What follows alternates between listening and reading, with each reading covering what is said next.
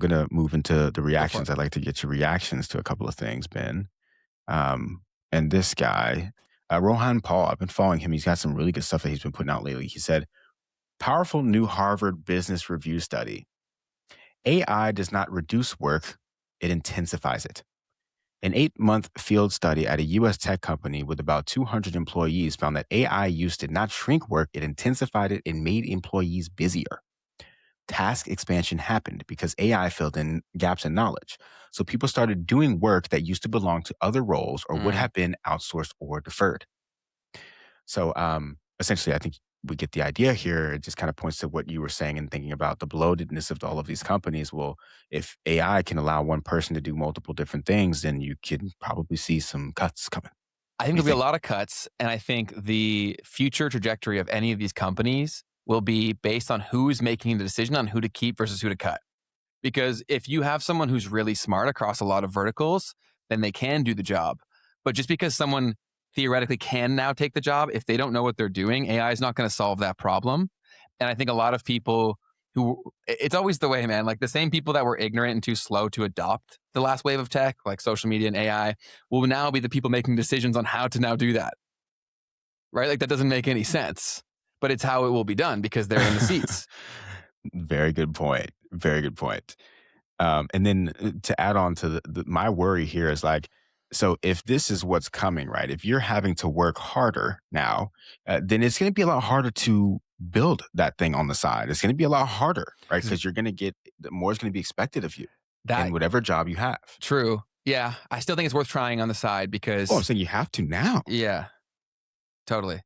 Yeah, like yesterday when we've been saying this show Yeah. for like 6 months at this point, but yeah, and also what I want you guys to think about because if you've never built something, it's like there's so many ideas, and you also feel like every idea has been taken, but the whole dynamics of what is a problem that is economically viable to solve is completely changing because of these tools. Right. So a problem that you may have known that might have been a minor inconvenience. And so no one really touched it because it wouldn't have made sense to have multiple engineers and all of these things. If you yourself can solve these problems with AI tools, then you could build a very good life for yourself solving a pretty stupid problem. I've done it. Do you know what I'm saying? Like some of my apps, like they're not a problem to me, but I identified that they were a problem for someone. So I went and solved it. Right. Like that is very possible. If you guys want to see opportunities everywhere, start training your brain to find them. And what will people pay for? What's an inconvenience? And ideally, the other problem is that a lot of people who are struggling for money, most of their peers probably are too. And so you don't want to focus too much on solving their problems unless you can solve a lot of people's problems because they don't have the money Hmm. to pay you. So Right. I would also try to optimize towards people who have the income to pay you what you want / need or reach a mass audience. It's like the only two ways to do it. And another thing that I've taken away from kind of like this new wave of software that's been coming around is like the types of things that people are willing to pay, like the range of things Oh, it's crazy. that people are willing to pay for. It's Yes. quite fascinating. Because you can now, and I was having this conversation with you. I think this was via voice note where a lot of people are saying like, "Oh, apps are dying. Apps are dying." I strongly disagree with that because how many of the world has like never paid for an app? I would argue it's like a pretty decent portion of people who have never paid for like a mobile app. They're like, "I don't pay for apps." A lot of people are there. But when there's an app that is particularly made for them, that opens the floodgates where now they've purchased software. They don't view it the same, right? More and more people are now paying for apps because it was like custom built for their problem. Right. Yep. Very, very good point. Um, with that, let's point to these young guys, man, who just made that sale. Go for it. Um, there is a young guy who built an app in high school, made $40 million and sold to MyFitnessPal. This is the 19-year-old founder of a company called Cal AI. And we don't know the exact amount of money that this kid was making, but I watched the interview and they said like in January, I think they made like another 5 million. So they're at like a over $50 million run rate for the year and probably sold this company for 9 figures type of a deal, Oh, yeah. something around there. Obscene amount of money. And the irony of that is that a lot of people were like crapping on these guys because they just made like a chat GPT wrapper and everyone was saying like, oh, there's Right. no moat here. There's no moat here. And then obviously they understood that consumers are going to move a lot faster than the builders. It's also another thing too, where a lot of people, if you go on Twitter, you're going to be comparing yourself to like the 1% of the 1% of builders, but they don't even know the problems that you know exist. So they're actually Hmm. not your competition. Right. because how would they even know to solve a problem they've never heard of before? Right. You know what I'm Yep. saying? And now you can get to market so much faster. Totally. Um, Final thing on that, by the way, like all of that happened within, I think, a year and a half. Yeah, Okay. close to it. So this guy in less than 2 years, at 19 years old, built an entire company up to $5 million a monthly run rate Mhm. and just sold it for who knows, probably at least nine figures. Now, to add to that really quickly, this guy, Jacob Rodri, he said, I think Cal AI might be one of the top 20 most cloned apps on the App Store. These MRRs prove that copying what's already working works. Mhm. So he went through, and I guess he's got some tools that allows him to spy. And look, all of these Cal AI alternatives might be making anywhere from 80,000, 25,000, $20,000, $50,000 a month. Mhm. So you don't have to also be overly creative. You can kind of look at what's working and maybe just do it a little bit better, or even Mhm. just target a different niche. And then from there, you've got an app that might not be a nine-figure exit, but something that can cash flow and get you to your next step, and something that you can build in a weekend. Totally. Yeah, no, I completely agree. I think there's a lot of opportunity that people are sleeping on, and you just gotta start training your brain for coming up with these ideas and, like, try on them, right? I think a lot of people have not really ever followed through. They've had an idea, and that's as far as it went, whereas if you actually go through, try to build it, prove that it's a bad idea. That's what I always say because Mm, love that. everyone thinks they have a good idea, but if you've never actually tried to build something, you have no freaking clue. It's the Mhm. same with like content creators, right? Everyone knows how to create content, but most of the people giving the advice have never made a video, right? So yeah, that's it. Yeah, and it's so tough because I know so many people that are like, "Oh, I'm gonna do my own thing one day," and da da da. But it's like until you get that first rep in, until you get that first market feedback, you haven't even started yet. No. And it's very easy to fall into that trap of I'm Mhm, gonna. I have friends who have been I'm gonna guys for like a decade, and I've spent like hundreds of hours trying to convince them, teaching them exactly what to do. But until it literally is all that first statement of I'm doing this. Minimum viable action is always the first thing that I say. And there's this comment from someone who said this. I'll throw it up. It's not related, mhm, but mhm. I'm embarrassed that you had this guy on, done with this channel and your other channels. All the best. You're entitled to whatever opinion that you want. But I always find it very funny when people say this because if me having a conversation with someone, which is the whole point of the show, Right. makes you leave, you're not who I care to talk to. You know what I mean? Yeah. Yeah. We've seen a nice amount of that from also another episode that we did. And, I think this is a moment to kind of talk about it because we're here to host conversations, Yes. right? Like we're not here to pick sides. That's actually the whole point is we're not Hmm. here to pick sides. We're not here to give you a specific thing that you need to believe in and care about and consider. It's like we're curating a Yeah. conversation and trying to provide more perspective to what people are talking about in the world. And we got here because people react like that because of programming that they've been fed. Like the irony of the whole thing is that's the whole problem. If you think the guy's an idiot, let him talk and let the market decide. Like how insecure are you in your belief systems if that's your response? Hmm. Where's the conviction? It clearly isn't there. Yeah. Um, so so yeah, I mean, and for people who we're going to have different types of audiences. So we created a second half channel Mhm. so that, for instance, you wouldn't even have to see any of that. If you decided, hey, who is this guy or I don't care, Exactly. whatever, you can just come to the second half channel and watch us kind of talk after all of that and break down the news and the stuff that we were reacting to as well. Great point. So yeah, totally understood. But yeah, the next thing was there was someone else who was people were calling crazy and have Mhm. called crazy for a very long time. Uh, Professor Chang with the Predictive History Channel, he literally has predicted history. And this particular video here is called The Iran Trap. This came out in May 29th, 2024. In this video, he made several different predictions that have now come true. One of them being that Donald Trump would be elected. The second one being that Donald Trump would start a war with Iran, and some many other things that come with it as well. So very, very fascinating for anyone who might not have seen this. This video is starting to get a lot of views Wow. now because of him literally predicting history. But what an We incredible thing that he's lived up to the name with that. we've been talking about his stuff since we started the show.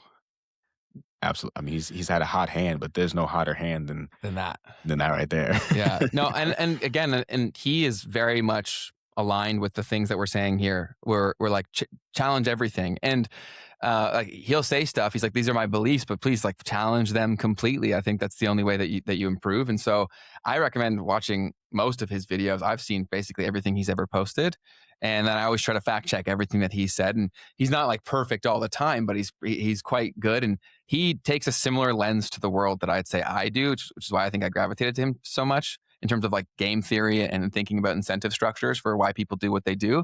So he's a fascinating dude. He actually just recently did a collaboration with Sneeko, Exactly. which was Yeah. super cool to see a crossover because we talked about this before too, where like the younger generation, they really didn't have an on ramp to longer form content because all of Mhm. their peers just said, "Oh, that's a waste of time. No one watches podcasts." Right. So where do they start?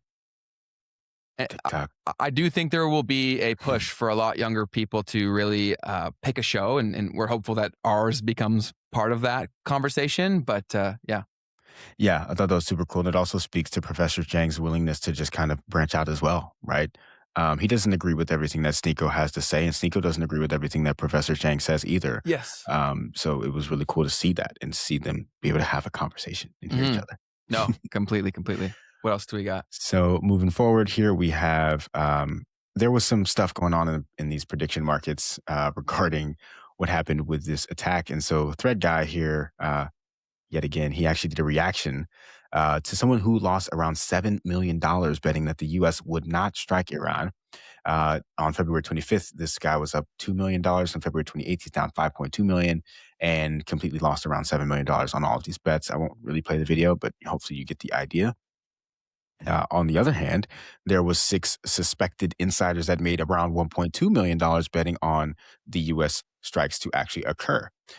It said that, and this is a report from Bubble Maps, and they said that most of these wallets that made these profits were funded within the last 24 hours when this happened, specifically bet for February 28th, and bought yes hours before the strike. So Yeah, crazy things going but on. yet these markets are very important for a lot of stuff. Yeah, information trading. Uh, Information trading, crazy. crazy. Crazy. If you're enjoying this, this was actually taken out of a piece of our live stream where we go live every Tuesday and Thursday at 12 p.m. Eastern. If you want to see the full version of this episode, you can click the link in the description down below. But for now, back to the clip. Um, Next story here, or next piece that I wanted to get your reaction to, rather, is a clip from Andrew Yang. He was a previous person who was running for president in the United States, and he has some interesting words to share. What's called an economically Let me restart it. So, screen time, because it's hard for me to get it. Screen time is. is now what's called an economically inferior good, which is that poor people consume more. If you go into a rich household, they like trying to keep their kids away from screens as long as possible. If you're in a poor family, they're like, here's your screen, just like, have at it. Our relationship with our phone now is one of the most important relationships for our well-being or mental health. It's a weird addiction. Like it's like being your own pharmacist. Like you just keep giving yourself the dopamine. Every time I click on Facebook, every time I click on there, that little red thing, I got a message. And it's really sickening. We're getting gouged for an all-you-can-eat buffet that we don't really want anymore. And the more we eat, the worse we feel about ourselves. It's a bummer. In 2020, it was the left plus tech versus the right. In 2024, it was the right plus tech versus the left. And then in 2028, it's going to be the left plus the right against tech. Screen. So, really quickly, because I thought this was an interesting concept and I had to dig into this, an economically inferior good is what he calls screen time. So, an economically inferior good is a product for which demand decreases when the consumer income rises Mm. and increases when income falls. So, this reflects a negative income elasticity. So, a good that you can think about in this way is something called public transit, or it says store Got brand it. items are considered more affordable alternatives that consumers switch away from as they become wealthier. So, very fascinating concept that I had not heard of before, an economically inferior good, Mhm. but something that as you make more money, you consume less of. How fascinating. I think that speaks to the topic we've brought up so much is that it is like it's a numbing agent. for people's lives, right? And ironically, like they go to escape the world into the thing that's making them stressed about the world. Mm, It's like it's very counterintuitive because people haven't thought about what they're doing ever, right? Like they're right. running on autopilot, and so this thing is like perfectly engineered for that to happen. I think that content still serves a very powerful role. Like education, like we've talked about, is such a powerful thing. I always say delete short form platforms and long form content only, and then even limit that to a degree. But I do think that a lot of people, I don't think content is inherently the problem. As people, we always do this. We're like, this is the issue, and so we point at it. And we're like, the whole thing is bad, right? It's like, no, it's your diet. It's like saying food is bad, right? It's like, no, the McDonald's is the bad part. We got some stuff to react to regarding McDonald's today as well. You made me think of that. But I saw impress underscore me say AKA dumb money. Ain't that something? And I wanted to point to the actual study as well, um, where this essentially I think he was getting this from. So the most interesting piece that I saw from this is called Estimating Parental Demand for Children's Screen Time in a Model of Family Labor Supply. So what really happened in this study, once again, I don't know if this was exactly what he was referring to or not, but basically the less time that a parent has because they're working, right? The more that they're going to push their kids towards these devices. So essentially the parent has to work because they're not doing as great economically, Mhm. right? So the lower their income, the more they're likely to take their kid and say, "Hey, here's a device, use that." And this becomes a replacement, for instance, having childcare. Okay, because now you've got this kid that's on the screen and you can take them with you and you're fine because they're distracted. They're on the screen, you're good. That's true, man. It basically became the babysitter. Yes, this is what this study basically has proven to whatever extent that they've proven it. Yeah, first you get the mom out of the home or the one of the parents out of the home, and then you get them watching this. It's like, wow, like the most children are probably being raised by a social media algorithm, which is crazy to think about. And because the marginal cost is so low, Yeah. you get the device and that's all you need, Well, right? I see it even with where I live, there's a ton of homeless people and they're like chronically consuming content. Right? Like Mm, they'll literally wow. set up wherever they are by an outlet that is publicly accessible. Wait, what? Yeah, man. It happens all the time. And they'll just That's be crazy. consuming content, right? Because they obviously have enough to get a phone. I'm not sure how any of this stuff works, but and then they're just consuming all the time. But what else did they do, right? If you don't have a house, Right. you're literally just trying to kill time. That's fascinating. Um, that's very dystopian, my dude. I Uh, completely agree. Yeah, I comment on it whenever I walk past people, and so many people that I live near, they're like, "Oh, I hadn't even really thought about that." I'm like, "Well, we should start thinking." yes.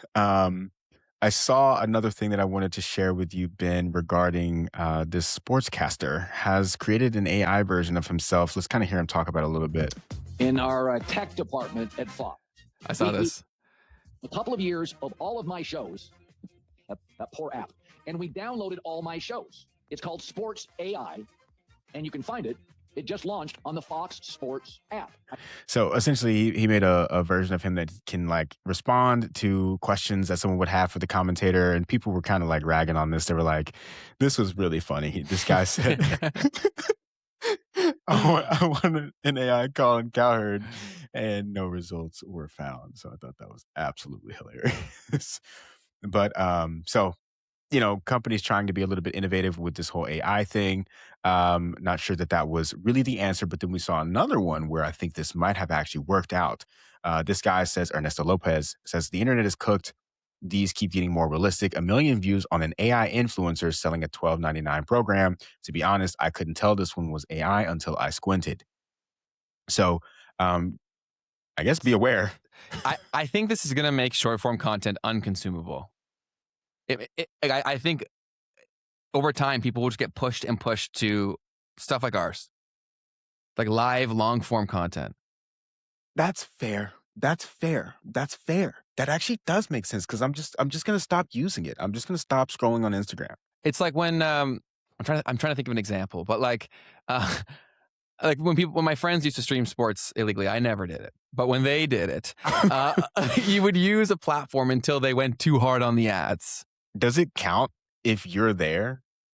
If it's not on your device? They can't. It was on a different TV. I'm just kidding. I'm good. But like my friends would use a website, let's say, and then they'd be like, oh, no, they went too hard with the ads. Like, we're over it. I also think everyone's saying like, okay, they're making so much money from this AI related content. But Instagram, I'm noticing way more ads. Like way more ads. Like, I'm honestly saying that like the content is maybe like 60% actual content, like 40% ads for me as of late. But and so do you mean like ads from Meta or placement? Great distinction. Placement? The problem with AI content, and we've talked about this before, is that if you give me as a marketer who just understands people more than 99% of the people creating content, I'm going to win every time. So everything's going to become an ad that you don't realize is an ad. Love it. So it's both, but great distinction. I'm referring to like actual ad placements from businesses paying for Instagram ad placement. But every video is becoming an ad anyways. That's facts. Yeah, that's facts. I mean, yeah, the best at the platform they're going to get on your screen. And then it's like, I was watching a podcast and I saw the Saratoga bottle in the background. I'm like, even if I'm just watching the clip of a podcast, like, it's kind of an ad. Completely, right? Like we talked about this, the whole thing too, where as Netflix becomes bigger and bigger and bigger, it's like they're not really a content platform, they're an advertising business. Facts, man. Yeah. Man, how crazy was it when I realized that they that you still pay to watch ads on that platform now? Yeah. That's mental. If you're enjoying this was actually taken out of a piece of our live stream where we go live every Tuesday and Thursday at 12 p.m. Eastern. If you want to see the full version of this episode, you can click the link in the description down below. But for now, back to the clip. And so I saw this. This was just something. Is this an ad? Yes. This is an ad so that you will click the subscribe button. Yeah, subscribe to Memes and Markets and click the like button. So this was just some funny use of language that I wanted to point out here as we move into this world where FanDuel, everybody's moving into prediction markets and betting. We even saw the NASDAQ this week or either yesterday or Friday filing for the ability to launch their own prediction markets with the SEC, everybody. Dude. The NASDAQ's getting involved. Everyone's getting involved. Even existing companies within crypto that had a lane, they're now pivoting to take this on now too. Yep. So just so that y'all knew. And I saw this guy. So Ryan Butler comes out and says, FanDuel during their Q4 2025 earnings. They said handle growth of plus 3% was behind expectations. So their growth was behind by expectations and reflected a moderation in market growth, meaning less growth, less people coming into their market, which has continued into 2026, primarily due to what he's called the unfavorable recycling impact from sustained bookmaker-friendly sports results. Now, this is a fascinating way to say what this guy has pointed out, Sigma Squirrel. Translation, we kicked the ish out of our customers and they ran out of money to bet. They call that unfavorable recycling impact. I got to remember that one. That's a great term. So just so that you're aware of the language that's being used around this activity so that you know that how they're looking at you and what they're doing when you're using these products. It's so predatory, and we talked about this. It's the same as any other addictive substance, but it's so accessible, man. And honestly, when you have like alcoholism, let's say, like obviously it's a horrible addiction, but there was a lot of people that were like high functioning alcoholics, right? If you have a serious gambling problem, how do you be high functioning with no money? Right.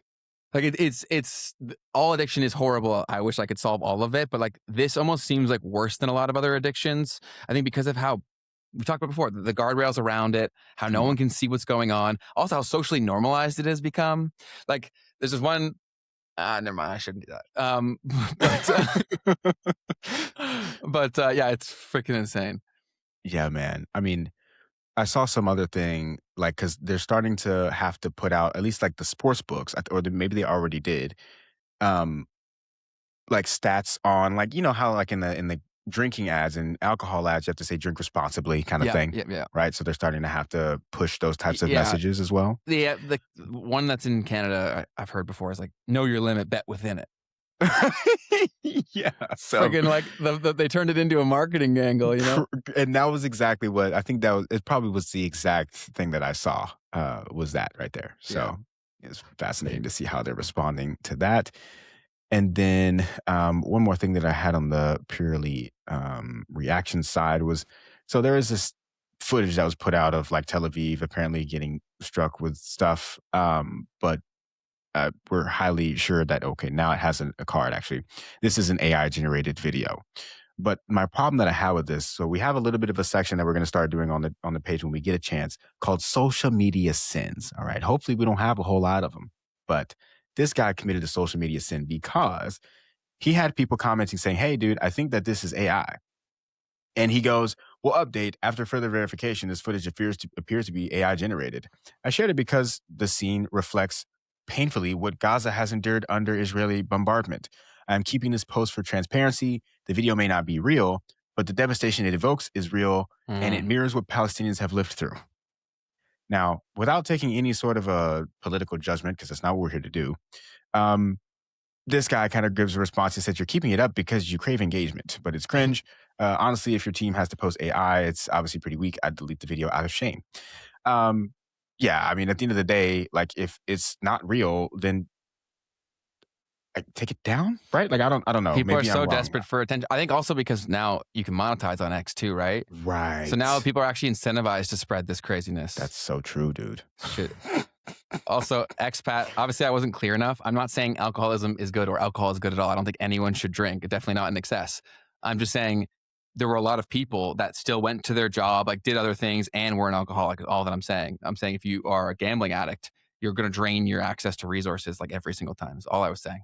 Because it's so directly tied to your money. Yes, right? That's what I'm saying, right? Because you can go get blackout wasted, but there's typically like a finite amount of money that you can spend, and your body will feel it the next day. Wow. But like you can't go in, you can't lose your. Well, I guess you could gamble when you're drunk, but like it's the gambling that you're.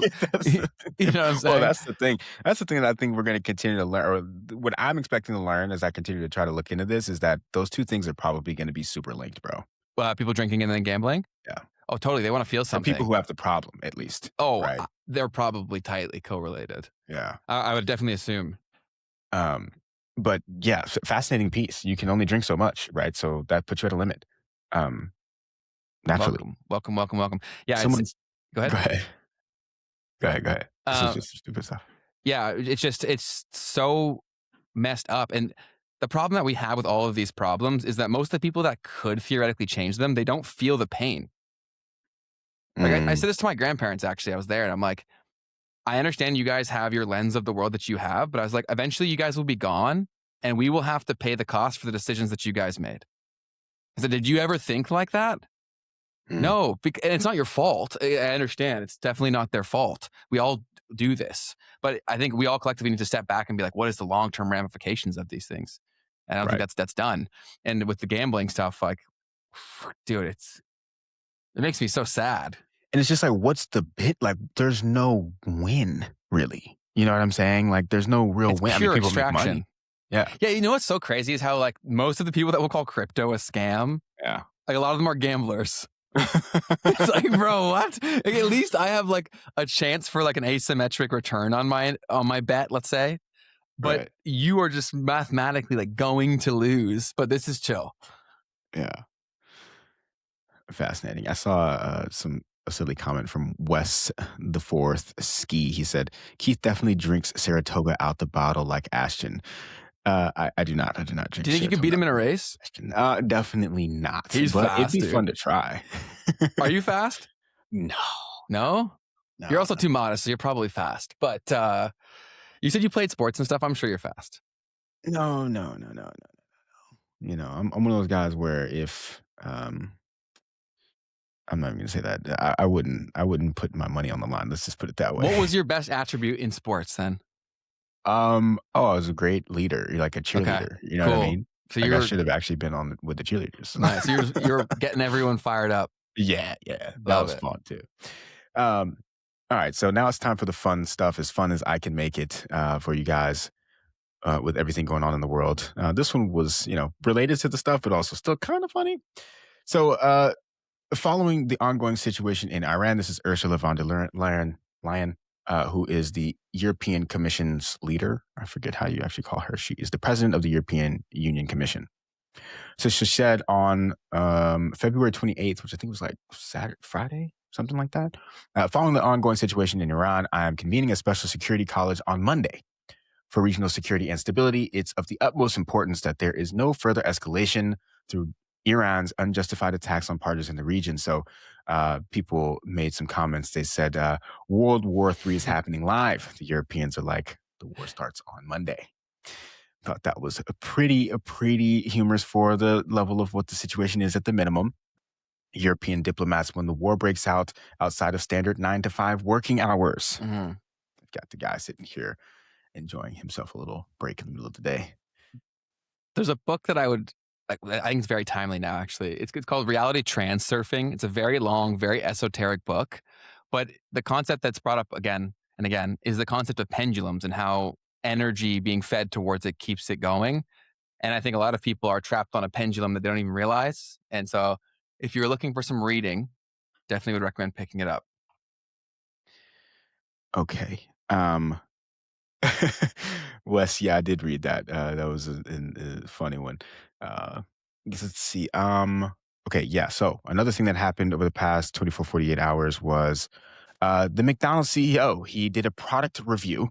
Okay. And people were absolutely roasting him for it, and I love to see it. So I saw the replies, but I didn't see this, so I'm excited. Yeah. Chris K here with, you've heard about it. Here it is, the Big Arch.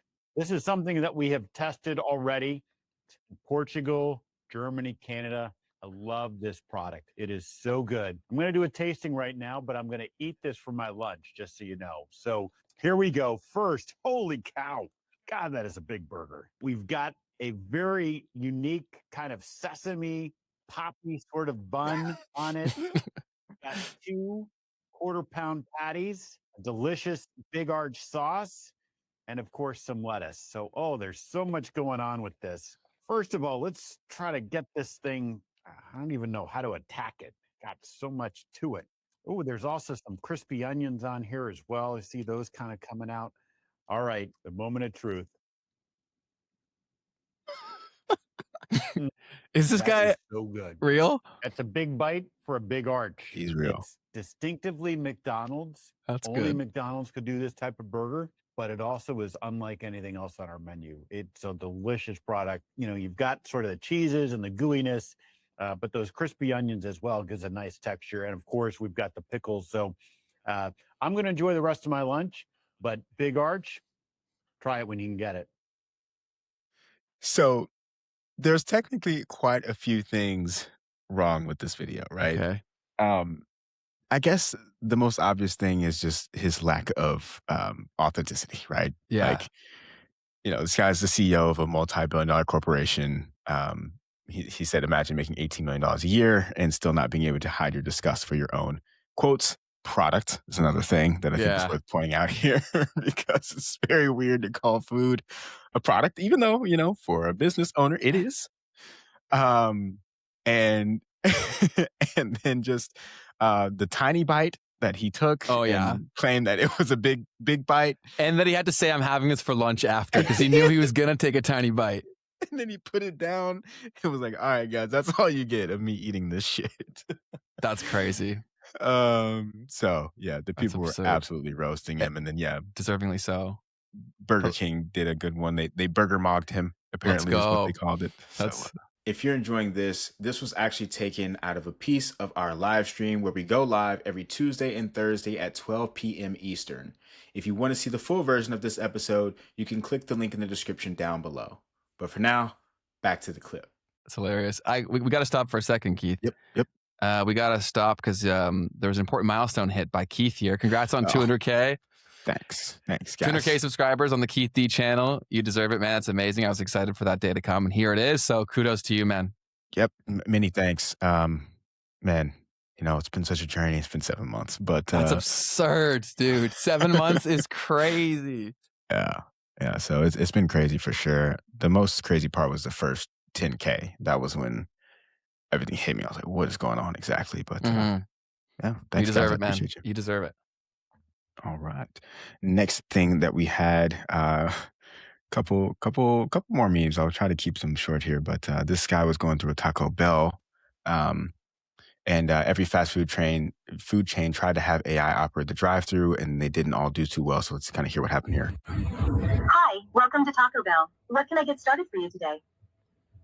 Can I get 18,000 water cups, please? Okay. What can I get for you?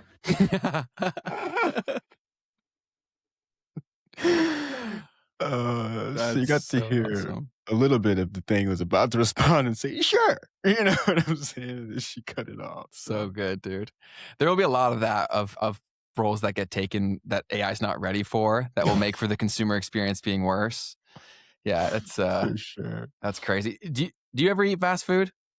Okay. So I used to eat fast food. I grew up eating fast food, and then 3 or 4 years ago, I went to Lisbon.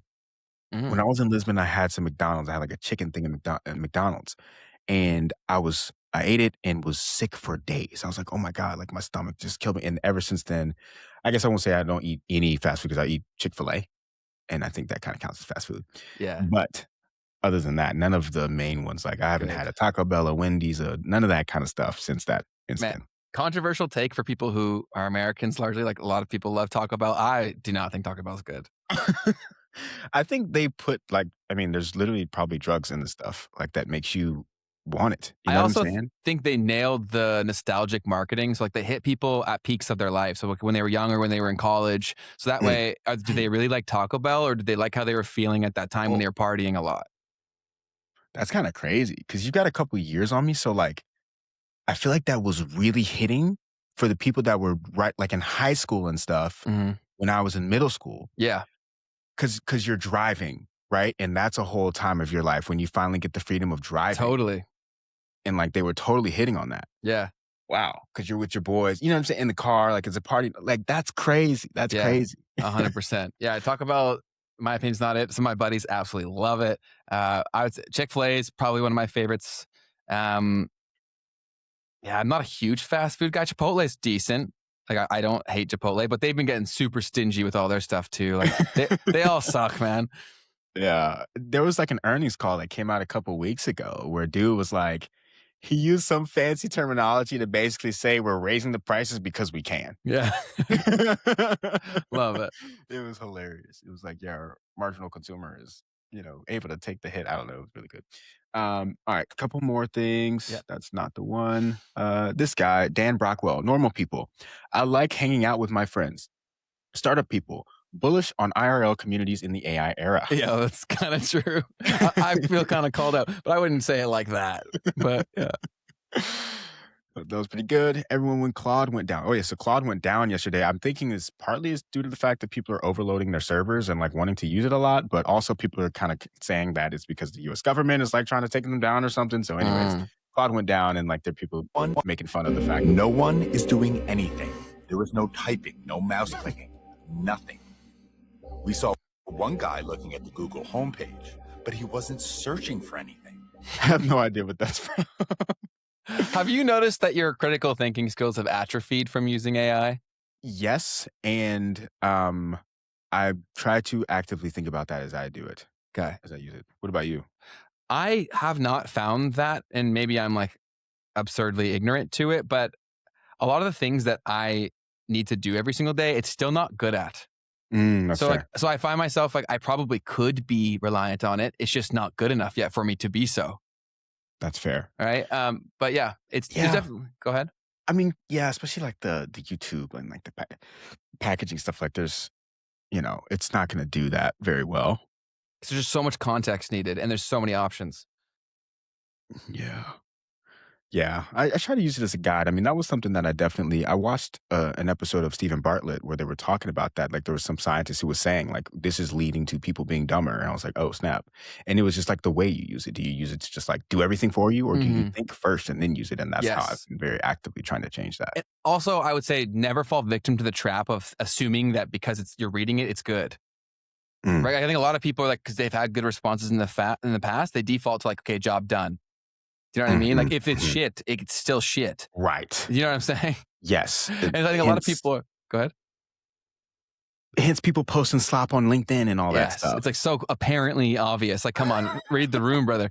So are Keith and Ben too young for McGangbang? I know what McGangbang is. Do you? Was that from Cheech and Chong or something? That's what I don't know. What is that? I don't know the source of it, but I know what the concoction is. It's like a combination of a McDouble and a McChicken, I think, or a junior chicken, something of the sort. You put it together, you get two, you put it in one sandwich.